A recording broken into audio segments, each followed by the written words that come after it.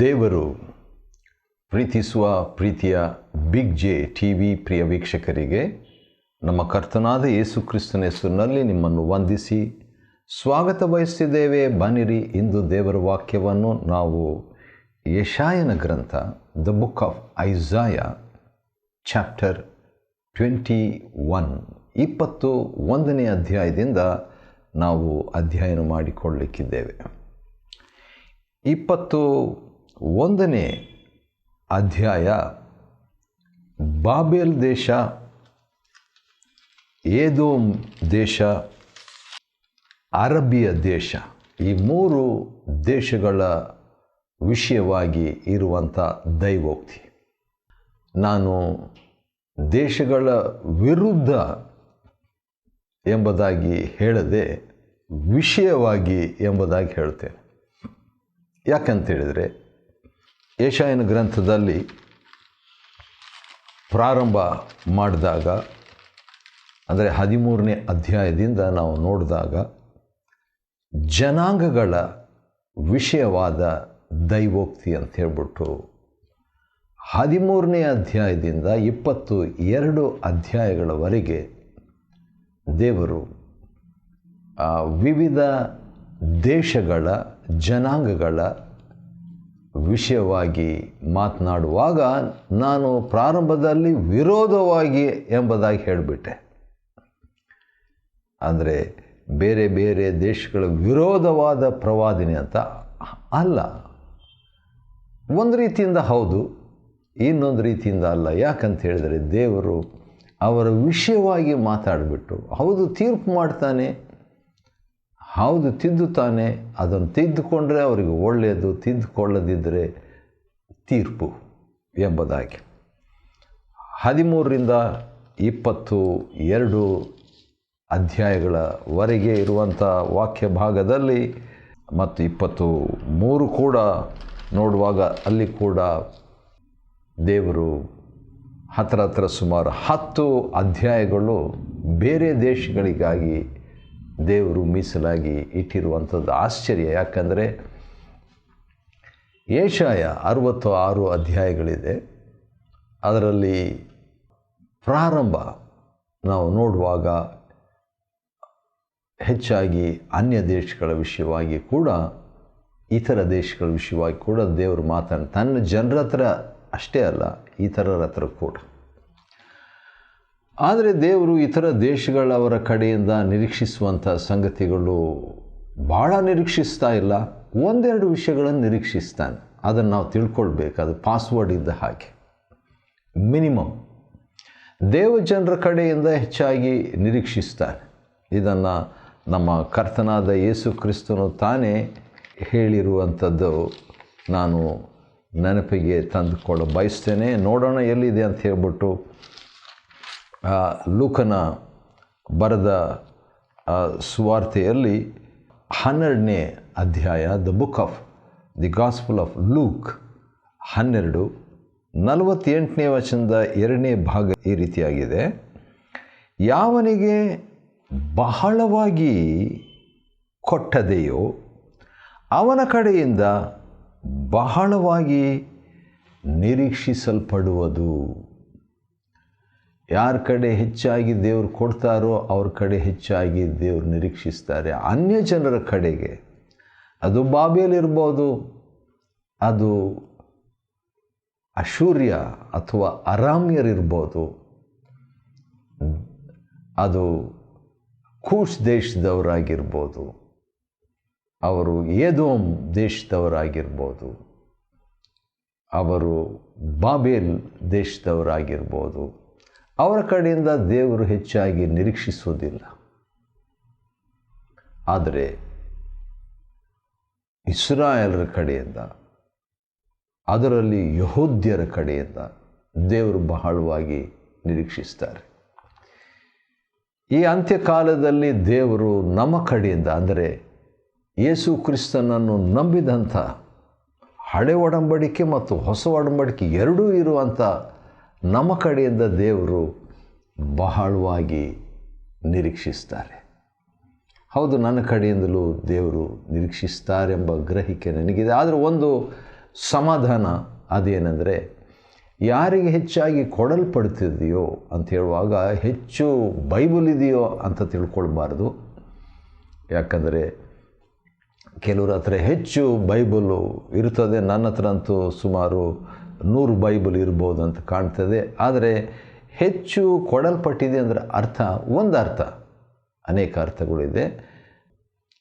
ಹೆಚ್ಚು ಹಣ ಯಾರಿಗೆ ಕೊಡಲ್ಪಟ್ಟಿದೆಯೋ, ಹೆಚ್ಚು ವರಗಳು ಯಾರಿಗೆ ಕೊಡಲ್ಪಟ್ಟಿದೆಯೋ, ಹೆಚ್ಚು ಆಸ್ತಿ ಯಾರಿಗೆ ಕೊಡಲ್ಪಟ್ಟಿದೆಯೋ, ಆ ರೀತಿಯಾಗಿ ವಿವಿಧ ಅರ್ಥಗಳಿದೆ. ಆದರೆ ನನಗೆ ಅನ್ವಯ ಮಾಡಿಕೊಳ್ಳುವಂಥ ಒಂದು ಅರ್ಥ ಏನಂದರೆ, ಯಾರಿಗೆ ಹೆಚ್ಚು ಪ್ರಕಟಣೆ ಲಭ್ಯವಿದೆಯೋ ಅವರ ಕಡೆಯಿಂದ ದೇವರು ಹೆಚ್ಚಾಗಿ ಅಪೇಕ್ಷಿಸ್ತಾರೆ. ಸರಿ, ಸದ್ಯಕ್ಕೆ ನಾವು ಹಿಂದಿರುಗಿ ಬರೋಣ. ಇಂದಿನ ನಮ್ಮ ಅಧ್ಯಯನ ಯೆಶಾಯನ ಗ್ರಂಥ 21ನೇ ಅಧ್ಯಾಯದಿಂದ ಇರುವಂಥದ್ದಾಗಿದೆ. ಮತ್ತು 21ನೇ ಅಧ್ಯಾಯದಲ್ಲಿ 3 ದೇಶಗಳ ವಿಷಯವಾಗಿ, ವಿರೋಧವಾಗಿ ಅಲ್ಲ, ಸ್ವಲ್ಪ ಮಟ್ಟಿಗೆ ತಿದ್ದುವಿಕೆಯಿಂದ ಅಥವಾ ಗದರುವಿಕೆಯಿಂದ ತೀರ್ಪು ಮಾಡುವುದರಿಂದ ದೇವರು ಶಿಸ್ತುಬದ್ಧವಾಗಿ ನ್ಯಾಯಾಧಿಪತಿಯಾಗಿ ಸೃಷ್ಟಿಕರ್ತನಾಗಿ ಮಾತನಾಡುವಂಥ ಕಾರ್ಯಗಳನ್ನು ನಾವು ನೋಡ್ತೇವೆ. ಸರಿ, ಮೊದಲನೇದು ಬಾಬೇಲ್ನ ವಿಷಯವಾಗಿ.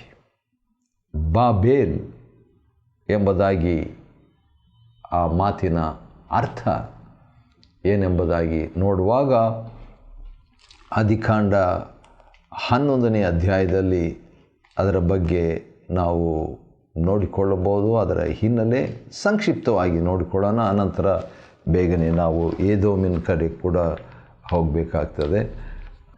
ಆದಿಕಾಂಡ 11ರಲ್ಲಿ ಒಂದು ಬಾಬೇಲ್ ಎಂಬ ಪಟ್ಟಣವನ್ನು ಕಟ್ಟಿದರು. 9ನೇ ವಚನ, ಆದಿಕಾಂಡ 11:9ರಲ್ಲಿ.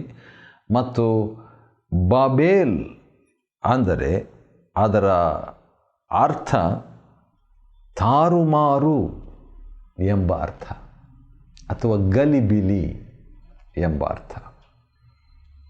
ಸರಿ, ಸದ್ಯಕ್ಕೆ ಸಾಕು.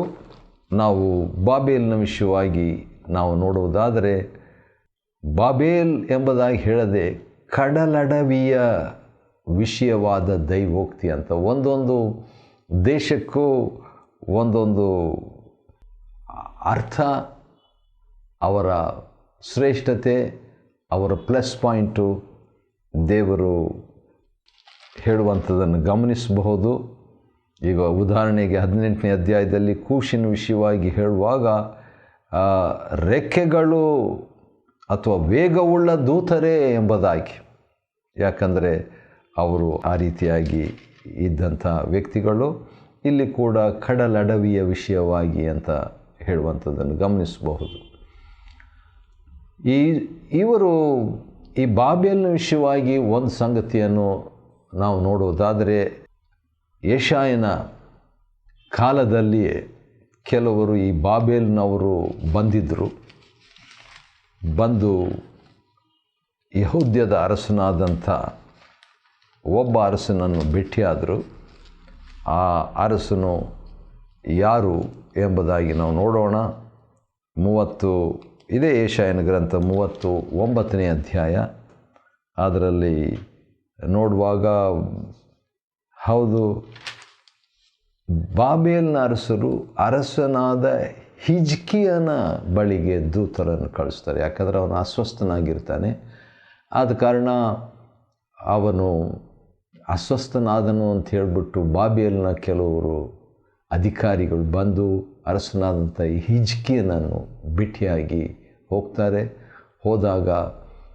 ಹೋಗಿ ಸ್ವಲ್ಪ ಹೊತ್ತಾದ ಮೇಲೆ ಯೆಶಾಯನು ಬರ್ತಾನೆ. ಬಂದುಬಿಟ್ಟು ಇವರು ಬಂದಂಥವರು ಎಂಬುದಾಗಿ ಕೇಳಿದಾಗ ಹಿಜ್ಕೀಯನು ಹೇಳ್ತಾನೆ, ಇವರು ಬಾಬೇಲ್ ದೇಶದಿಂದ ಬಂದಂಥ ಅಧಿಕಾರಿಗಳು, ದೂತರು ಅಂತ ಹೇಳ್ತಾನೆ ರೀ.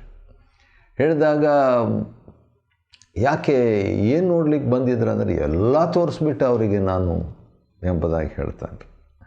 ಹೇಳಿಬಿಟ್ಟು ಏನು ಹೇಳ್ತಾನೆ, ಆ ಅರಮನೆಯಲ್ಲಿ ಏನು ನೋಡಿದ್ರು ಅಂತ ಹೇಳಿದಾಗ, ಅರಮನೆಯಲ್ಲಿರುವುದೆಲ್ಲವನ್ನೂ ನೋಡಿದರು. ಅಂತ ಹೇಳಿದಾಗ ಆಗ ಪ್ರವಾದಿ ತನ್ನ ಪ್ರವಾದನೆಯ ಕೆಲಸ ಸ್ಟಾರ್ಟ್ ಮಾಡಿಬಿಟ್ಟು, ಸೇನಾಧೀಶ್ವರನಾದ ಯೆಹೋವನ ಮಾತನ್ನು ಕೇಳು, ನೀನು ಸಂಗ್ರಹವಾಗಿ ಏನೇನೆಲ್ಲ ತೋರಿಸಿದ್ದಿ ಅವೆಲ್ಲವೂ ಬಾಬೇಲಿಗೆ ಒಯ್ಯಲ್ಪಡುವ ದಿನ ಬರುತ್ತದೆ, ಇಲ್ಲೇನು ಒಂದು ಉಳಿಯೋದಿಲ್ಲ ಅಂತ ಹೇಳ್ತಾರೆ ಪ್ರವಾದನೆ. ಆದ ಕಾರಣ ಆ ರೀತಿಯಾಗಿ ಈ ಬಾಬೇಲ್ನವರು ಒಂದು ರೀತಿಯಿಂದ ನೋಡ್ಕೊಂಡು ಹೋಗೋಣ ಅಂತ ಬಂದು ನಟನೆಯಾಗಿ ಬಂದು ಹೋದರು. ಆದರೆ ಈಗ ಅವರು ಹೇಗೆ ನಟನೆ ಮಾಡಿ ವಂಚಿಸಿದ್ರು ಅದೇ ರೀತಿಯಾಗಿ ದೇವರು ಹೇಳ್ತಾರೆ, ಪಾರಸಿಯವರನ್ನು ನಾನು ಕಳಿಸ್ತೇನೆ, ಮಿಡೋ ಪರ್ಷಿಯನ್ಸ್, ಮೇದ್ಯ ಪಾರಸಿಯನ್ನು ಅದೇ ರೀತಿ ನೀನು ಹೇಗೆ ಮಾಡಿದ್ದು ಅದೇ ರೀತಿಯಾಗಿ ನಾನು ಕಳಿಸ್ತೀನಿ ಎಂಬಂಥ ಪ್ರವಾದನೆ ಅಲ್ಲಿ ಹೇಳುವಂಥದ್ದನ್ನು ಗಮನಿಸಬಹುದು. ಮತ್ತು 33ನೇ ಅಧ್ಯಾಯ ಕೂಡ ನಾವು ನೋಡಿಕೊಳ್ಳೋಣ. ಯೆಶಾಯನ ಗ್ರಂಥದಲ್ಲಿ 33ನೇ ಅಧ್ಯಾಯದ 1ನೇ ವಚನದಲ್ಲಿ, ಸೂರೆಯಾಗದಿದ್ದರೂ ಸೂರೆ ಮಾಡಿದಿ, ಬಾಧೆ ಪಡೆದಿದ್ದರೂ ಬಾಧಿಸಿದಿ ಎಂಬುದಾಗಿ ನಿನ್ನ ಗತಿಯನ್ನು ಏನು ಹೇಳಲಿ ಎಂಬಂಥ ಮಾತು ಅಲ್ಲಿ ಹೇಳಲಾಗಿದೆ.